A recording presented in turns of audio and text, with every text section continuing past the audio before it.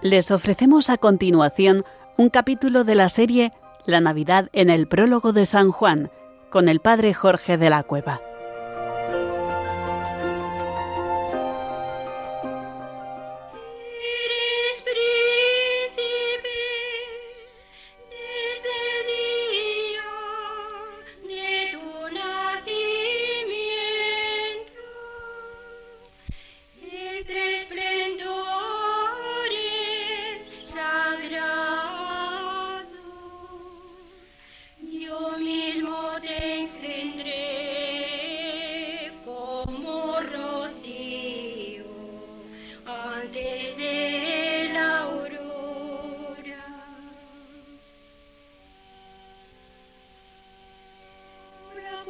Señora, mi Señor, siéntate a mi derecha.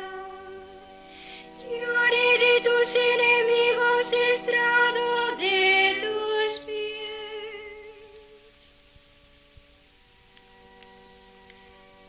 Eres príncipe desde el día de tu nacimiento. Entre esplendores sagrados, yo mismo te engendré como rocío antes de la aurora. Vamos a considerar el reino de Cristo a la luz de la Navidad. La composición del lugar, volvemos, cómo no, al portal de Belén, para ver a Cristo en brazos de su madre. Ella es sedes sapientiae, trono de la sabiduría. Y no olvidemos que Cristo es el Verbo encarnado, que es la sabiduría del Padre. Y no puede haber un trono más maravilloso para esa sabiduría del Padre que María misma, que lo acoge en todo su sentido maternal, pero además con toda la reverencia de la criatura ante el Creador, de la sierva ante el Señor. Y vamos a pedirle al Señor de corazón en esta meditación que venga a nosotros su reino, que venga de verdad su reino a nosotros, a cada uno de nosotros, que realmente establezca el Señor su reino en nuestro interior, pero que indudablemente eso contribuya a que el reino de Cristo se establezca de verdad en el mundo, entre los hombres. Primera idea, yo soy rey. Recuerdan ustedes que esto es lo que Jesús le dice a Pilato.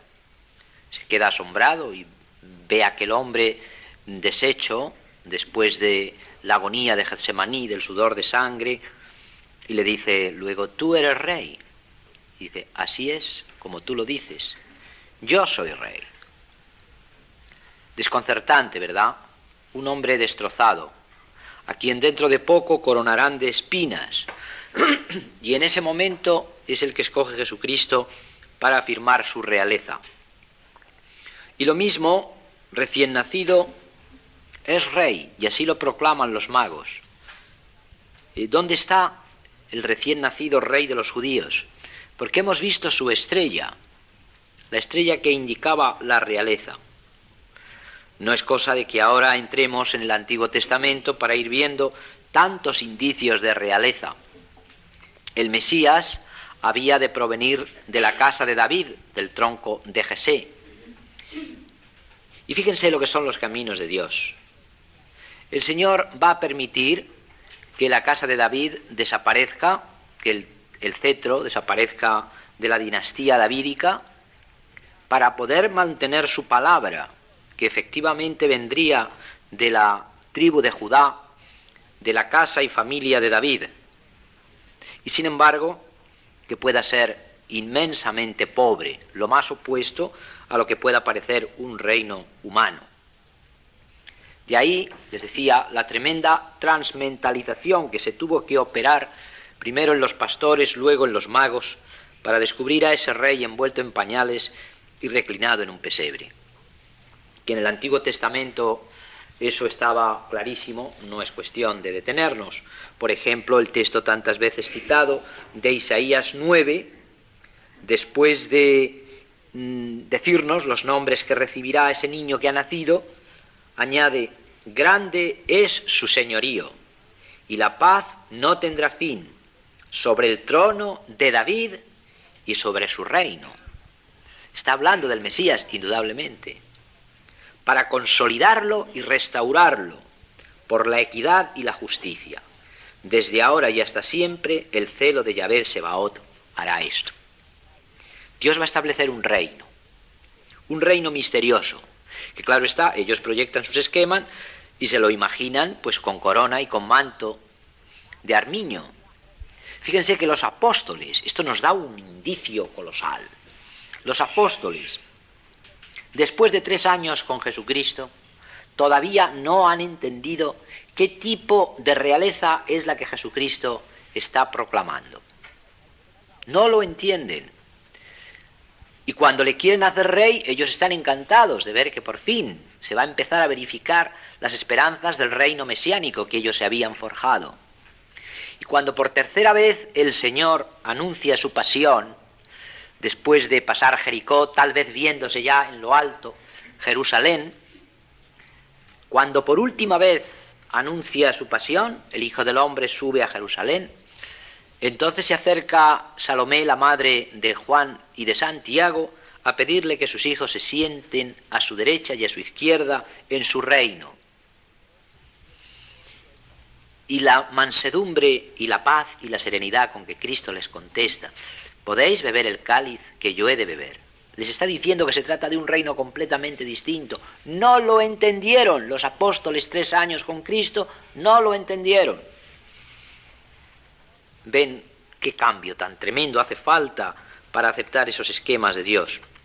Y en el Salmo 2 dice el Padre en diálogo con su Hijo: pídeme y te daré las naciones como herencia y como posesión los términos de la tierra.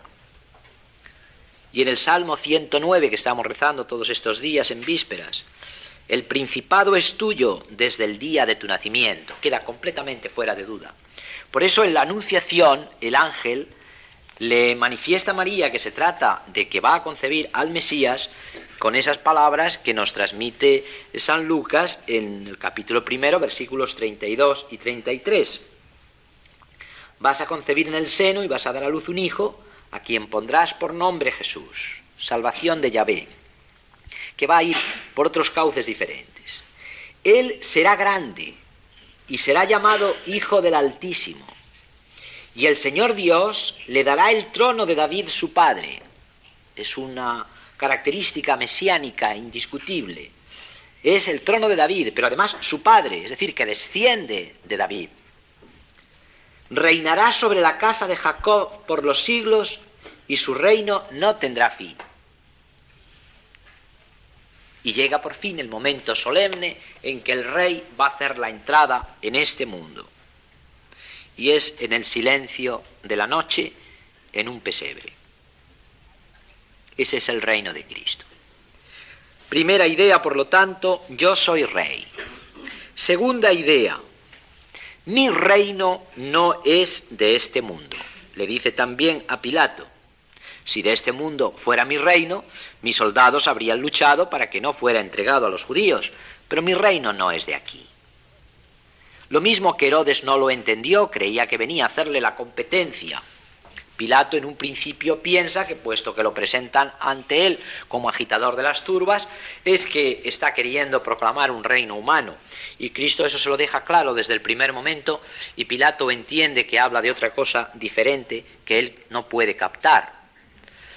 Yo para esto he nacido y para esto he venido al mundo, para dar testimonio de la verdad. Todo el que es de la verdad, escucha mi voz. Yo he venido a dar testimonio de la verdad, reino de gracia y de verdad. Y todo el que pertenece a la verdad, ese escucha mi voz. Y Pilato se encoge de hombros y dice: ¿y qué es la verdad? ¿Qué es la verdad? En latín, haciendo un juego de letras, se puede responder perfectamente.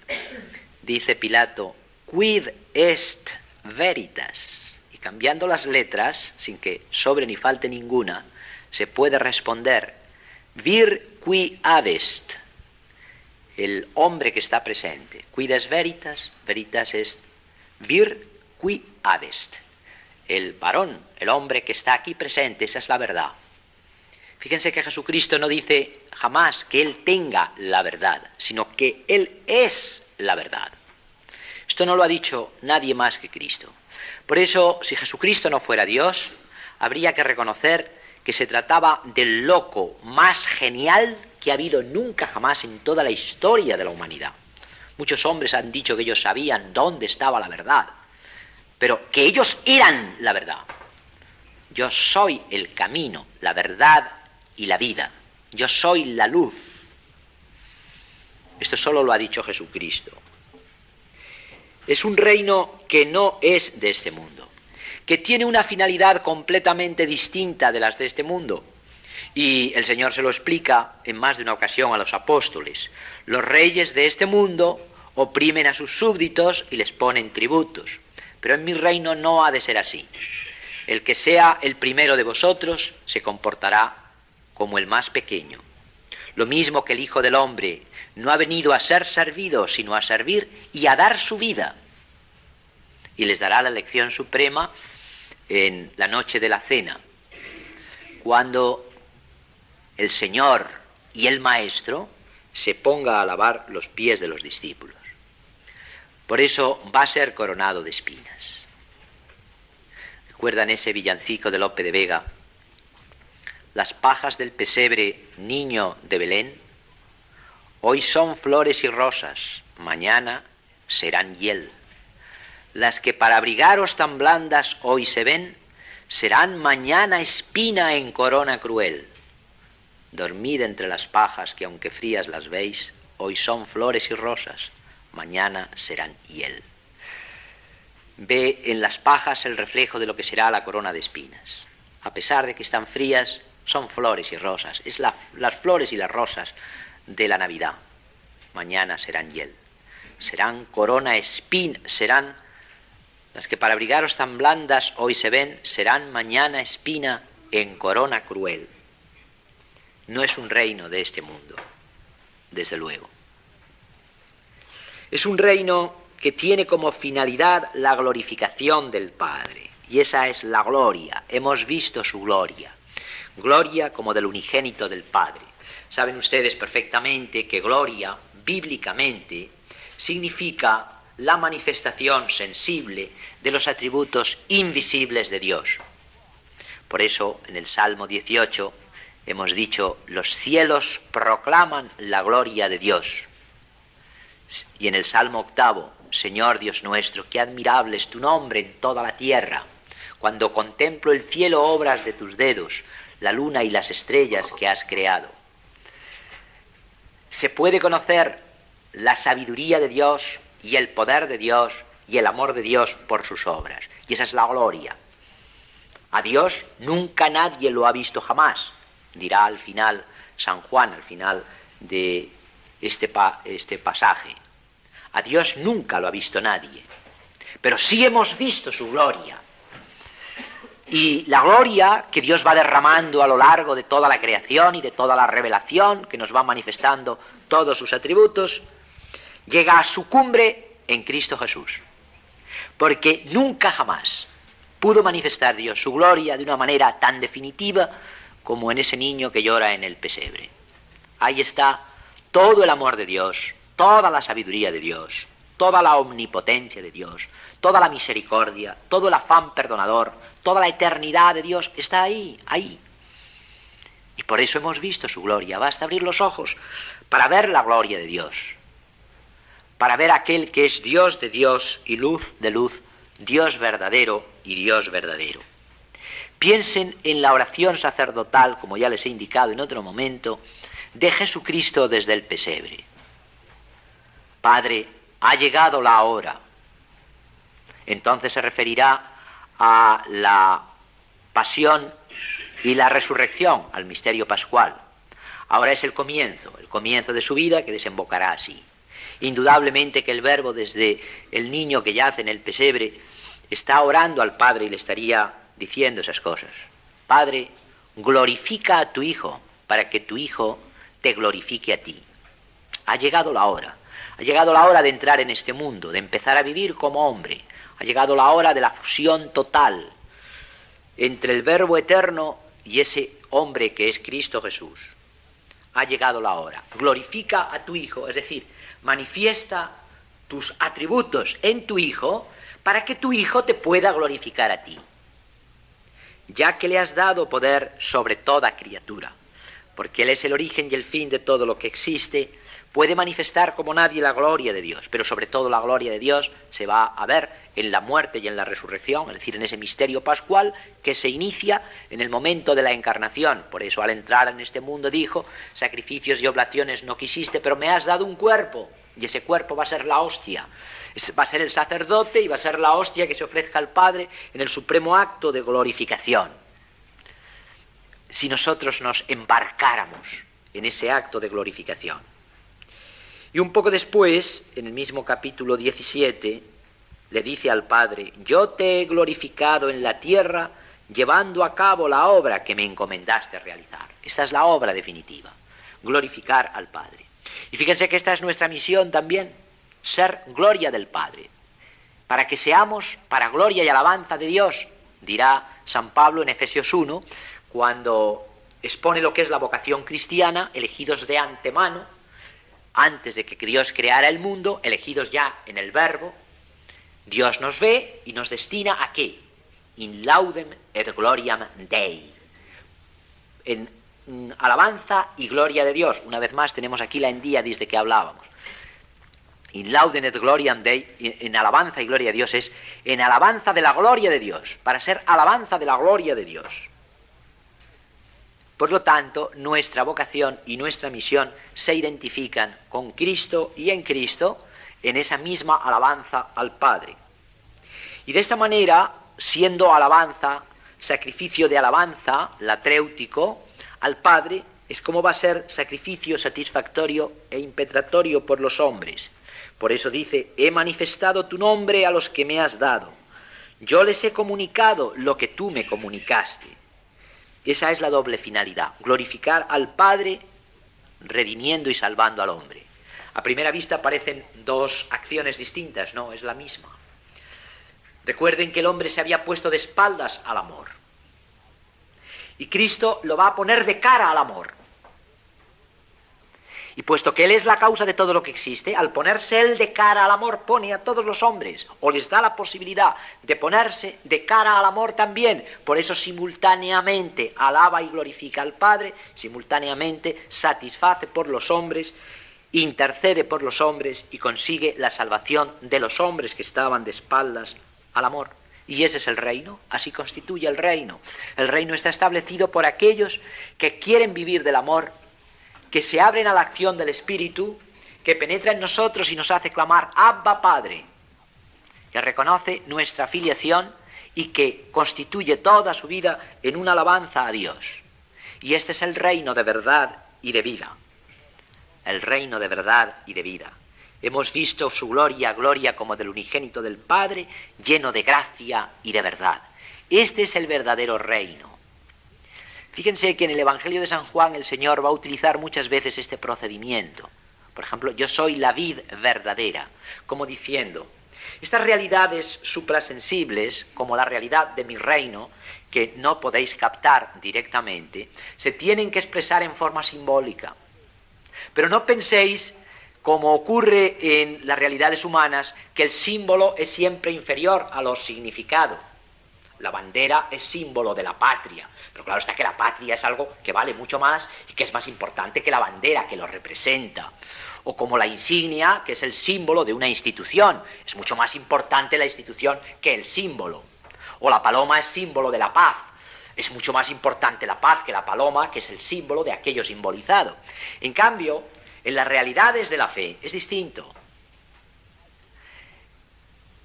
Quiere decir que aquello que nosotros vemos como realidad es muy inferior aquello que está simbolizado. Que la verdadera vid no es esa que tú conoces. Eso es una imagen, un destello imperceptible de esa otra verdadera vid. La verdadera vid soy yo. Esa otra que tú conoces no es más que un balbuceo. Lo mismo que el cuerpo místico, pues no es más que un balbuceo, esa expresión de lo que es la plenitud de la realidad que representa. Por eso el reino de verdad no es ese reino que tiene unas dimensiones, una extensión, un ejército, un gobernante.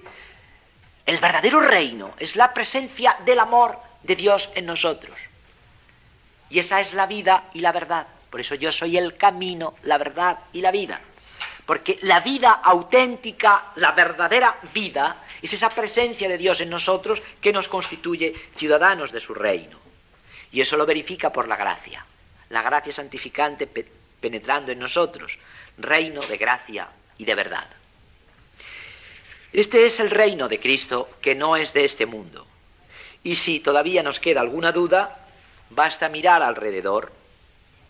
Vean ustedes la decoración, la sala del reino que Dios ha preparado a su Hijo.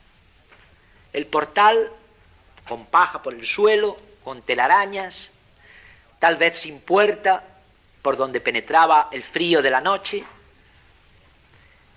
Esa es la estancia real que Dios ha preparado a su Hijo. No entra por la puerta noble, con un ejército de soldados dándole guardia. No tocan la trompeta en la torre del homenaje, nada de eso. Entra por la puerta chica, por la puerta de servicio, humildemente y sin que nadie se entere. Luego los ángeles harán de pregoneros, pero entra en la humildad, en la oscuridad. Y si miran alrededor del portal, lo que ven son las virtudes de los votos. La pobreza, más pobreza no cabe. La obediencia es un acto de obediencia al Padre y se sigue entregando al Padre en esa misma obediencia.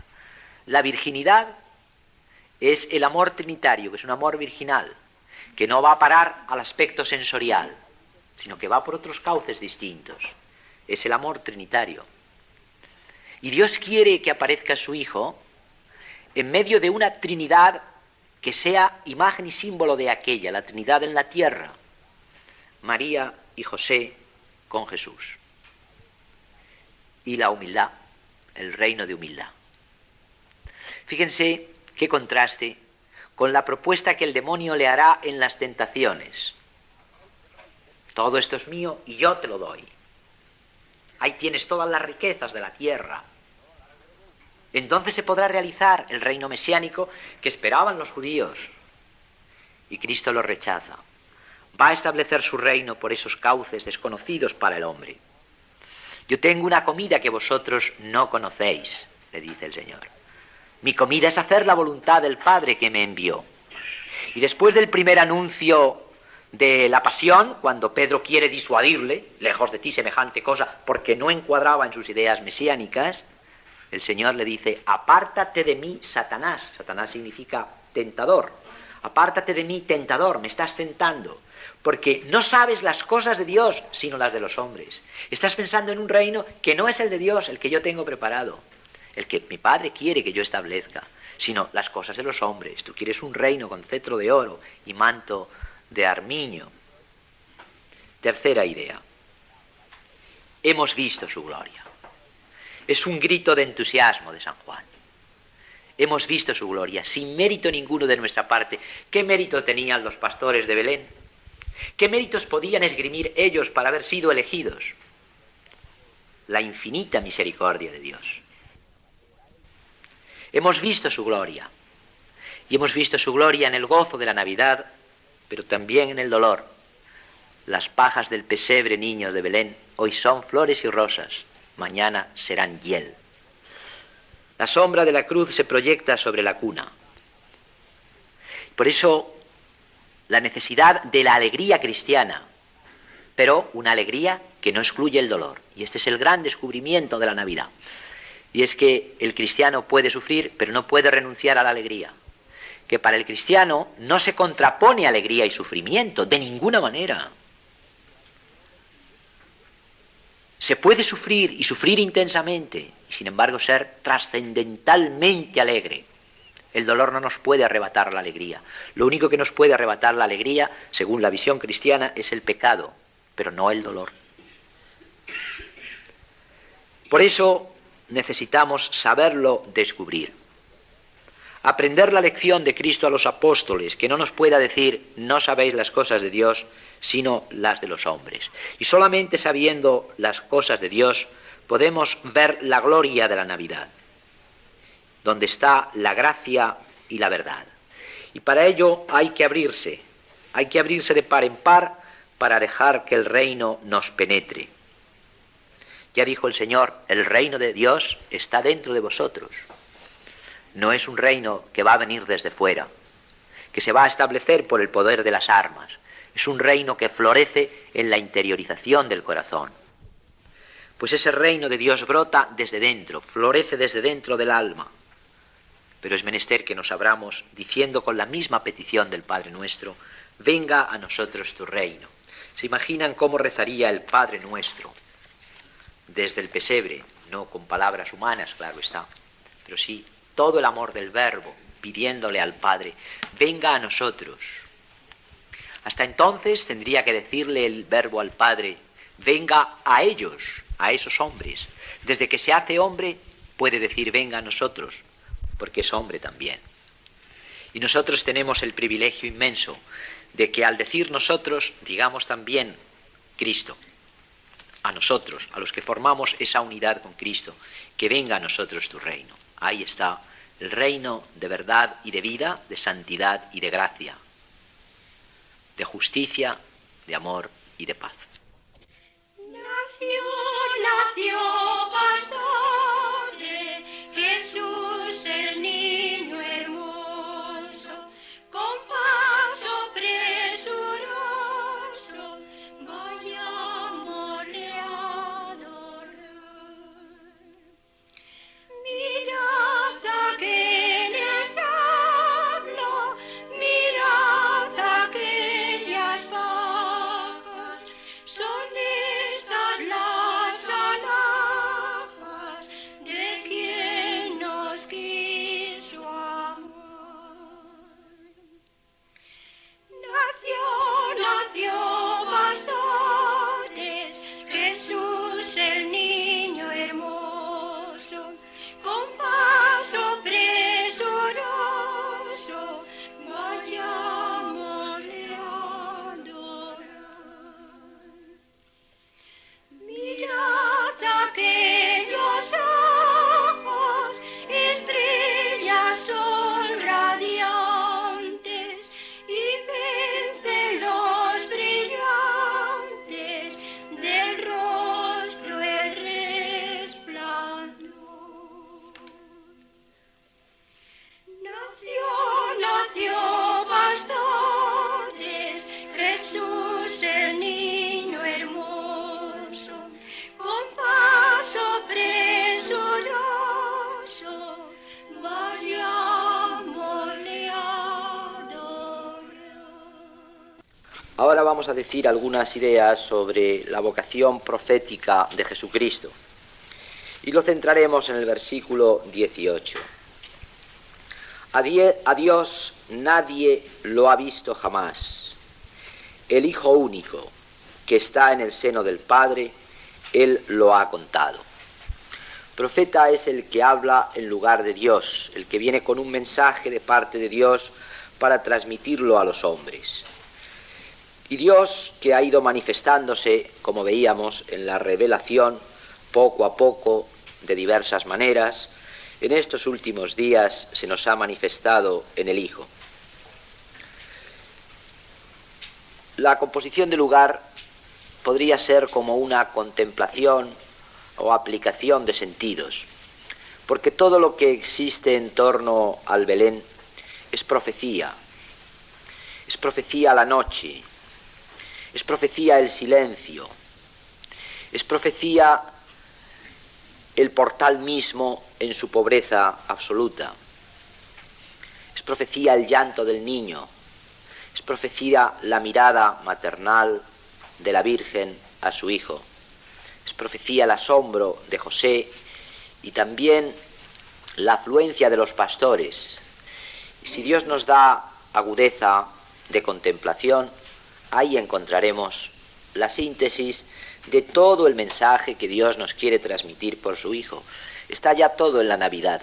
Después será un irse desarrollando poco a poco, pero la síntesis está hecha ya en la Navidad. Todo se nos dice. Por eso, si sabemos oír y ver y gustar y tocar todo lo que la Navidad nos transmite, estamos ya recibiendo el mensaje profético de Cristo. Y vamos a pedirle no ser sordos a su llamamiento, sino prestos y diligentes. Escuchar esa palabra de Dios, introducirla en lo más hondo, asimilarla y hacerlo vida en nosotros. Si con esta contemplación, descubriendo en todos estos factores que hemos dicho el mensaje de Dios, tienen bastante, esa será la meditación más maravillosa que podamos hacer. De todos modos, yo voy a ir dando algunas ideas. Y la primera es que Dios ha encontrado la manera definitiva de darse a conocer. Se ha dado a conocer por la creación, se ha dado a conocer por la revelación, y una vez más iríamos al comienzo de la carta a los Hebreos. Dios, que de muchas maneras y de modo fragmentario se fue manifestando a nuestros padres por los profetas, en estos últimos días se ha manifestado en su Hijo. De una manera fragmentaria, voy a insistir en este aspecto. Dios poco a poco, como un magnífico pedagogo, que primero da los principios generales y luego va descendiendo a los casos particulares para no confundir al alumno, ha ido extendiendo ante nuestros ojos ese prodigio de pedagogía que es la Biblia, pero ha sido de una manera fragmentaria. Imagínense ustedes que fuéramos a construir un mosaico que nosotros no conociéramos cómo es, lo ha imaginado el artista, y solamente nos va indicando qué colores de piedras tenemos que ir poniendo en cada sitio.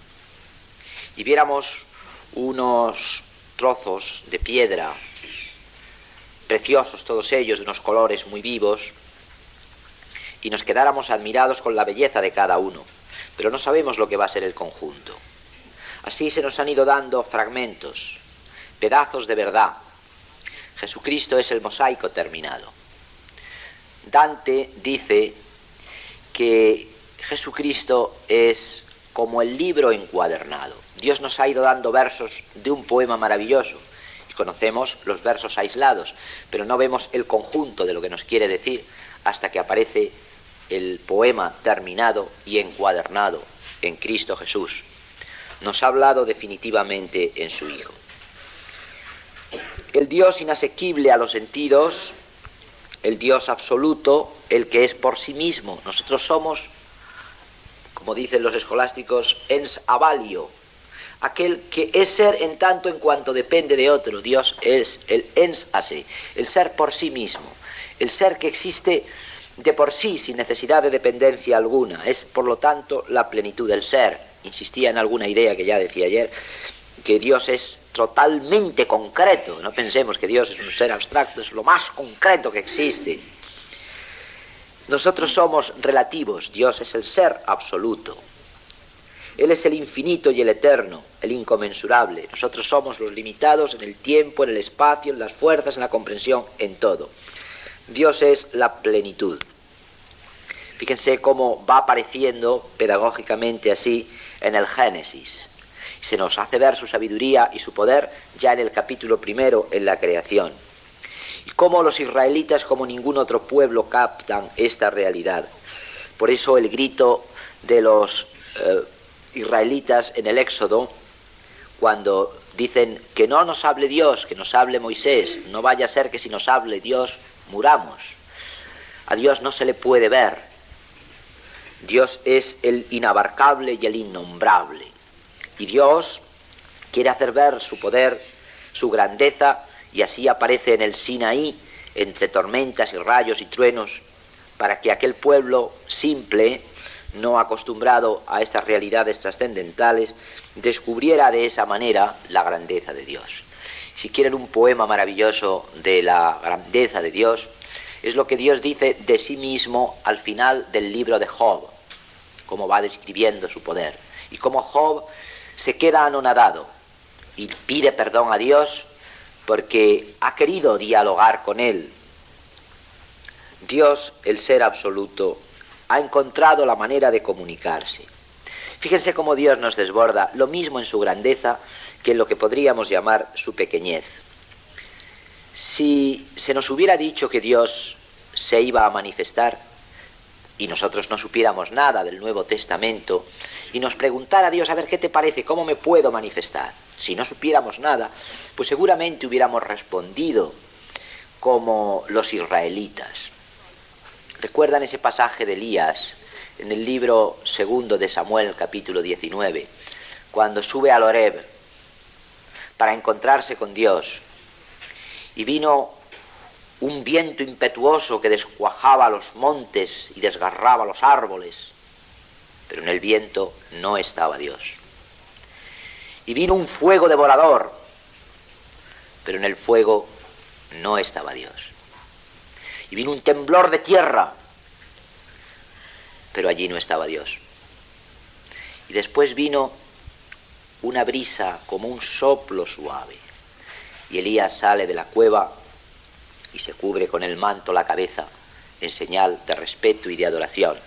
Es una manera preciosa de decirnos que allí, en la brisa, en la serenidad, es donde estaba Dios. Es como un indicio de lo que va a ser el Nuevo Testamento.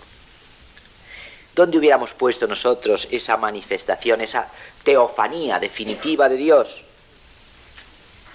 El Señor nos dice, en un cuerpecito insignificante de niño recién nacido. Lo mismo que si después nos hubiera preguntado, me voy a quedar con vosotros de una manera material, sensible. Dime, ¿de qué manera se te ocurre que me puedo quedar entre vosotros? Si no lo supiéramos, yo confieso que en mi falta de imaginación, lo que se me hubiera ocurrido seguramente, digo yo, hubiera sido decirle, Señor, pues quédate en forma de oro. El oro es lo que el hombre más valora. Quédate en forma de oro. No, se va a quedar en forma de pan. Ven cómo Dios nos sorprende siempre en lo grande y en lo pequeño. Y ahora aparece en forma de niño. Cuando todas las cosas estaban embozadas en el silencio, es el libro de la sabiduría 18. Cuando todas las cosas estaban embozadas en su silencio y la noche ya llegaba al culmen de su carrera, tu omnipotente palabra desciende del cielo. Dios va a enviar al profeta por excelencia, va a enviar su palabra, la palabra primera que Dios dice y la última que nos dice, porque ya no va a tener que decir nada más, nos lo ha dicho todo en Cristo Jesús. Segundo, el discurso del verbo profeta del Padre. Recuerden cómo en la transfiguración se nos dice, escuchadlo, este es mi Hijo, el predilecto, en quien me complazco, escucharlo. Porque en eso que os va a decir está la salvación y la vida, y es el último mensaje que yo os voy a comunicar. Y cuando llega, nos encontramos con que el profeta es un niño. Imagínense ustedes que se nos dijera, Dios va a conceder una entrevista a los hombres. Va a venir esta noche y va a hablar. ¿En dónde podríamos prepararle a Dios el auditorio, un auditorio adecuado? No existe lugar en el mundo entero. No existe lugar, tendría que ser al aire libre, en la explanada más grande que pueda haber en el mundo, y allí acudirían no solo periodistas y curiosos, sino hombres piadosos de todos los pueblos. No solamente cristianos, si efectivamente nos creyéramos que Dios va a hablar. Irían también ateos a ver qué iba a ser eso. Una explanada en la que cupiera una gran parte de la humanidad, todos los que hubieran tenido medios para trasladarse allí. Allí un estrado donde Dios va a hablar. se encienden todos los focos, allí todos los micrófonos de todas las radios y de todas las televisiones del mundo. Y cuando ya está todo preparado y se nos anuncia que Dios llega, que va a venir a darnos el mensaje definitivo, entonces aparece en el estrado una niña con un recién nacido en sus brazos. Se acerca el micrófono, el niño llora un poquito y se va. Ese ha sido el gran mensaje de Dios a los hombres. Y no nos ha podido decir nada más asombroso de su grandeza y de su pequeñez, de su amor al hombre, a cada uno, que ese silencio de un niño que lo más que sabe hacer es llorar. Cuando por fin Dios llega, es un infante. El verbo fando significa hablar. Infans es el que no habla. Es el que no puede hablar, el que no sabe hablar. Y Dios, como mensajero suyo, nos envía al que no sabe hablar.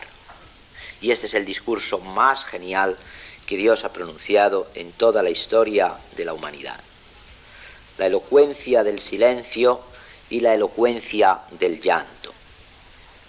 Tercero, ¿qué enseñanzas podemos deducir de aquí? Hay un fragmento de las cartas de San Pablo impregnado de Navidad que hemos oído tantas veces y que para nosotros trae el recuerdo de la noche de Navidad porque es la epístola que se lee. Es de la carta de San Pablo a Tito en el capítulo 2, versículos 11 al 14. Porque se ha manifestado la gracia salvadora de Dios a todos los hombres. Primera característica es la universalidad. Y al decir a todos, quiere decir a cada uno, a ti. Todo el mensaje de Dios va dirigido a ti. Dios habla personalmente con cada uno, habla contigo, te transmite este mensaje para ti. Se ha manifestado la gracia salvadora de Dios a todos los hombres, característica del Nuevo Testamento. Ya no es meramente un pueblo. Ahora ya no hay distinción de culturas, ni de razas, ni de naciones, ni de límites geográficos. Es a todos los hombres. Porque ya no hay ni judío, ni gentil, ni griego, ni israelita, ni siervo, ni señor, porque ya todos somos una sola cosa en Cristo Jesús. ¿Y qué es lo que nos enseña? El cual nos enseña, es muy bonito el verbo que utiliza aquí San Pablo. Utiliza el verbo paideuo, paidos es el niño, y el verbo paideuo es enseñar, de ahí viene pedagogo, el que lleva al niño. Pues la palabra que utiliza aquí San Pablo es paideusas, es un participio que enseña, que viene a enseñar, pero que viene a enseñar al niño, que nos enseña, ¿el qué? Que renunciando a la impiedad y a las pasiones mundanas, vivamos con sensatez, justicia y piedad en el siglo presente, aguardando la feliz esperanza y la manifestación de la gloria del gran Salvador, del gran Dios y Salvador nuestro Jesucristo, el cual se entregó por nosotros a fin de rescatarnos de toda iniquidad y purificar para sí un pueblo que fuese suyo, fervoroso en buenas obras. ¿Qué nos ha dicho? Pues primero, un vaciamiento de nosotros mismos. Nos enseña a que renunciando a la impiedad y a las pasiones mundanas, ven cómo no es posible el abrirse a Dios sin arrancar de nosotros por la ascética, la mortificación, el vencimiento, la penitencia, todas esas pasiones que llevamos enraizadas, que de suyo las pasiones, como saben, no son malas, pero que nuestro egoísmo las hace dirigirse hacia el mal y nos impide el amor, nos encierra en nosotros. Se requiere un vaciamiento, y un vaciamiento aflictivo, penoso, porque renunciar a nosotros mismos es la operación quirúrgica más dolorosa que existe, y creer que nos vamos a abrir al amor sin vencimiento, eso es una ingenuidad de tal calibre que no tiene sentido. Vivamos con sensatez, justicia y piedad. La justicia es dar a cada uno lo suyo, a Dios lo que es suyo y al hombre lo que es suyo. La justicia es el esfuerzo porque se manifieste más lo que es el hombre en la sociedad concreta que nos ha tocado vivir. La justicia muchas veces es rebeldía, una rebeldía que no será violenta, pero que será un no estar de acuerdo con todo aquello que es injusto y nos llevará a compromisos muy duros y muy difíciles. Será rebeldía contra un mundo en el que 2/3 de la humanidad padece hambre. Rebeldía que no va a ser ir gritando quizás por allí, que empezará por provocar en nosotros una auténtica voluntad de conversión y comunicar a los demás esa inquietud. Esa rebeldía que nos ha de llevar muchas veces a posturas incómodas, por amor a Dios y por amor a los hombres. Por eso el Señor dice que son bienaventurados los elaboradores de la paz. No simplemente los que no se meten en nada, eso no son pacíficos, según el Evangelio. Son los que elaboran la paz.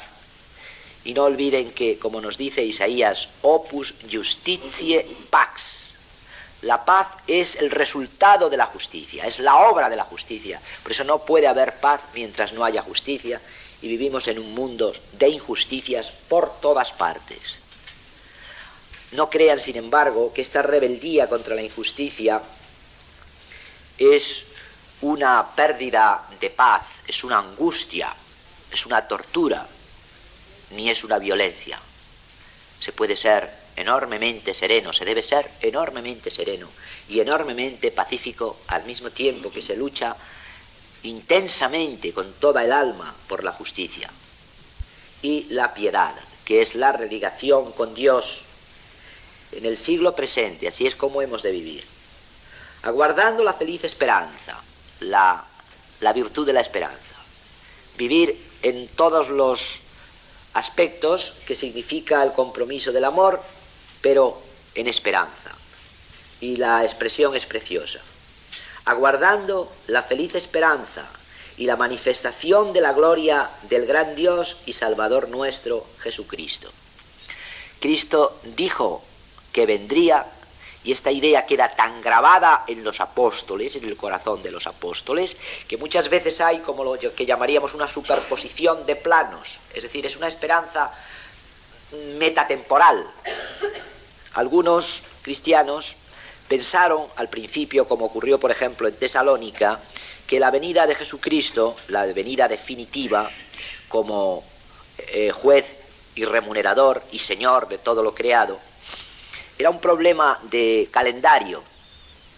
Y San Pablo les hace ver, sobre todo en la segunda carta a los tesalonicenses, que no se trata de un problema de calendario, sino que el ser de la Iglesia, todo su ser, está traspasado, interpenetrado de esa expectación, de esa mirada hacia el futuro, esa gran esperanza que supone la manifestación de la gloria del gran Dios y Salvador nuestro, Jesucristo. Es una afirmación aquí de San Pablo explícita de la divinidad de Jesucristo. Es vivir en esperanza, con nuestros ojos levantados hacia los montes, de donde veremos venir al Hijo de Dios con poder y majestad, en esa Navidad definitiva, en esa manifestación definitiva. Y vivimos con esa alegría, sabiendo que el Señor no es que triunfará, es que ha triunfado ya, y que se va a manifestar. Por eso la esperanza cristiana no se limita a esa esperanza a plazo corto de que las cosas van a mejorar, de que van a tomar mejor rumbo. Eso puede ocurrir y nosotros debemos esforzarnos para que ocurra. Pero la esperanza definitiva es escatológica, la venida del gran Dios y Salvador nuestro Jesucristo, el cual tiene ya unas cartas credenciales. No es que triunfará, como decía, es que ha triunfado ya porque se entregó por nosotros a fin de rescatarnos de toda iniquidad y purificar para sí un pueblo que fuese suyo, fervoroso en buenas obras. Quiero resumir lo dicho en un texto muy aleccionador del profeta Miqueas, porque refleja lo que es la mentalidad del Antiguo Testamento y la del Nuevo, lo que el hombre esperaba y lo que Dios manifiesta por Jesucristo profeta. Es en Miqueas, en el capítulo 6, versículos 6 al 8. el hombre que quiere aplacar a Dios por sus pecados, se empieza a preguntar qué podrá ofrecerle a Dios como reparación. Y se pregunta, ¿con qué me presentaré yo a Yahvé? Me inclinaré al Dios de lo alto. A ver, y empieza la imaginación humana a maquinar. Me presentaré con holocaustos, con becerros añales. Aceptará Yahvé miles de carneros, se dice pronto, miles, no uno ni dos. Aceptará Yahvé miles de carneros, miríadas de torrentes de aceite. Figúrense ustedes, miríadas, es 10.000 y 10.000 y 10.000 y 10.000 torrentes de aceite. ¿Será eso lo que Dios querrá de mí? ¿Daré mi primogénito por mi rebeldía, el fruto de mis entrañas por el pecado de mi alma? Es decir, degollaré a mi hijo primogénito y se lo sacrificaré a Dios. Y saben que se hacía. Esto es lo que el hombre piensa en su pequeñez. Y Dios le contesta: se te ha declarado, oh hombre, lo que es bueno, lo que Yahvé de ti reclama. Vamos a ver, ¿qué es lo que nos pide Dios? ¿Qué es lo que Dios nos va a manifestar por Cristo? Fíjense que esto es un anticipo del mensaje de Cristo. Pues lo que Yahvé de ti reclama es esto: tan solo practicar la justicia, amar la piedad y caminar humildemente con tu Dios. Esta es la Navidad.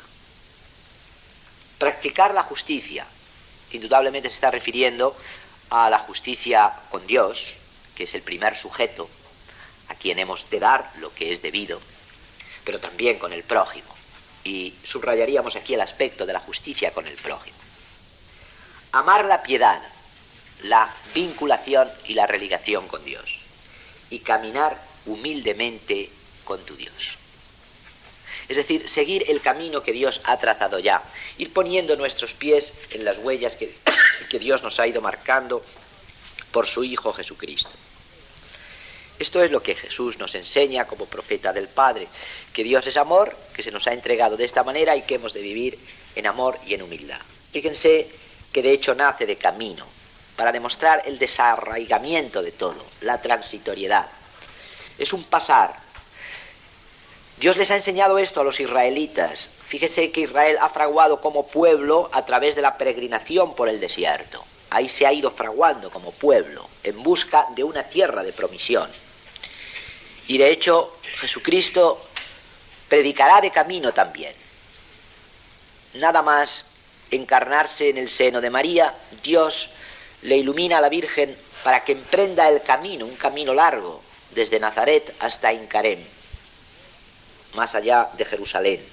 Y María emprende ese camino. Y después nacerá de camino también, y tendrá que huir a Egipto, y luego volverá de Egipto. Y cuando empiece a predicar, irá de un sitio para otro anunciando la buena nueva. Incluso su muerte será también de camino, hasta el Calvario, llevando la cruz. Y cuando habla de lo que han de hacer sus discípulos, dice: el que quiera venir en pos de mí, es camino. Que se niegue a sí mismo, que cargue con su cruz y que me siga. Porque nuestro egoísmo nos lleva a afincarnos, a instalarnos, a tener algo confortable. Y Cristo quiere que vivamos desarraigados de todos, dispuestos a seguir el camino de Dios. Por eso fíjense que los grandes amigos de Dios, los patriarcas, son nómadas, vida errante buscando el camino de Dios. Y lo primero de todo que Dios le dice a Abraham en el capítulo 12 del Génesis es: sal de tu tierra y de tus parientes y de tus posesiones y vete a la tierra que yo te mostraré. Y solamente poniéndonos en sintonía con este mensaje de Cristo podemos llegar a comprender lo que nos quiere decir. No se trata, ya lo hemos indicado, de aceptar meramente una notificación que Dios nos envía. Se trata de asimilarla y hacerla nuestra. Solamente cuando nuestra vida sea de verdad, o al menos quiera seriamente serlo, lo que la Navidad nos anuncia, podremos decir que hemos aceptado de verdad el mensaje de Jesucristo. Termino con esas palabras de San Pablo en la carta a los Efesios, capítulo 3, versículos 14 y siguientes. Fíjense que adopta San Pablo una postura de adorador en la Navidad. Dice, por eso doblo mis rodillas ante el Padre, de quien toma nombre toda familia en el cielo y en la tierra, para que os conceda, según la riqueza de su gloria, que seáis vigorosamente fortalecidos por la acción de su Espíritu en el hombre interior. Tiene que ser acción de Dios en nosotros.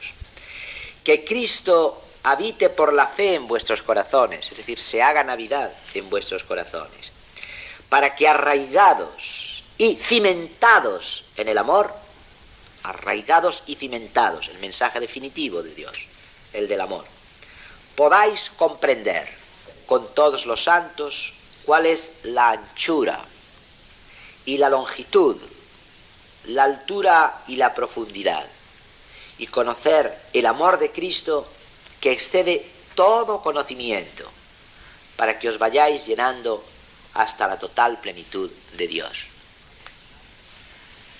¿Quién mejor nos puede enseñar esta manera de comprender el misterio que la Virgen? Por eso les invito a que acudan a Nuestra Señora y que ella les revele ese misterio de amor y de entrega, para que nuestro corazón se ponga en esa misma armonía de entrega y de amor. Pastorcitos, pastorcitos, ven y todos juntos vamos a bailar, para festejar al niño gracioso y bonito que está en el portal. Yo quiero ser el primero que empiece la danza, vamos a bailar, que suenen las panderetas, sonajas, zambomba, la la la la. Vamos, pastores, que el Rey de los cielos ha nacido ya, envuelto en pobres pañales, sobre humildes pajas, dormidito está.